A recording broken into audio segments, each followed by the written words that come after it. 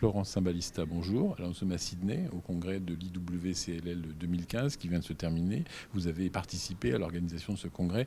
Alors, j'ai envie de vous dire quels sont les principaux messages, les principales nouveautés, tant en termes de compréhension de la leucémie lymphoïde chronique que des traitements nouveaux ou à venir. Alors, tout d'abord, ce congrès a été une réussite parce que malgré l'éloignement, nous avons eu 600 participants, ce qui montre l'intérêt parmi les hématologues pour la leucémie lymphoïde chronique. Il y a eu donc des présentations qui sont des présentations, je dirais, éducationnelles qui permettent de mettre à jour les connaissances de tout le monde. Et puis des présentations plus innovantes, notamment en biologie et également en clinique. Donc en biologie, je pense qu'un des points importants est qu'il y a pas mal d'avancées sur ce qu'on appelle le micro-environnement, c'est-à-dire les cellules qui se trouvent notamment dans le ganglion, autour des cellules de LLC. On comprend de mieux en mieux les interactions entre ces cellules du micro-environnement et les cellules de LLC et comment ces cellules du micro-environnement permettent de faire vivre les cellules malades.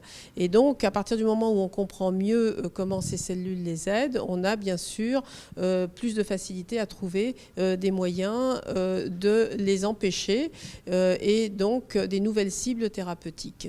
Je pense que ça a été un des points importants en biologie. Un autre point important en biologie est que maintenant, l'inventaire des différentes mutations est bien fait. On a découvert encore quelques nouvelles mutations chez quelques patients qui peuvent avoir une incidence défavorable. Et comme toujours, quand on découvre des nouvelles mutations, ce qui est intéressant, c'est de comprendre comment elles agissent pour pouvoir à nouveau les cibler.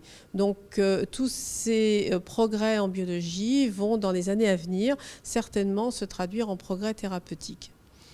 Alors maintenant, en ce qui concerne les traitements, je pense que pour l'instant, on est surtout en train d'essayer d'utiliser mieux tous les nouveaux traitements que nous avons eu à disposition. Vous savez que l'année dernière, la LLC a été considérée comme la pathologie dans laquelle le traitement a le plus avancé parmi les différentes maladies du sang. Et donc actuellement, nous travaillons beaucoup sur les modalités de traitement, quand et comment les utiliser, comment gérer les effets indésirables que ces traitements peuvent avoir, comment associer ces différents médicaments ou comment les faire se succéder pour être plus efficaces et moins toxiques.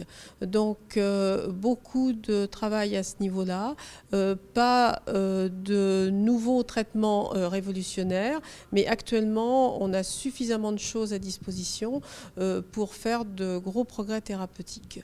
Donc, rendez-vous pour le congrès maintenant du mois de décembre, qui sera le congrès américain, et dans lequel nous allons encore entendre certainement de nouvelles choses.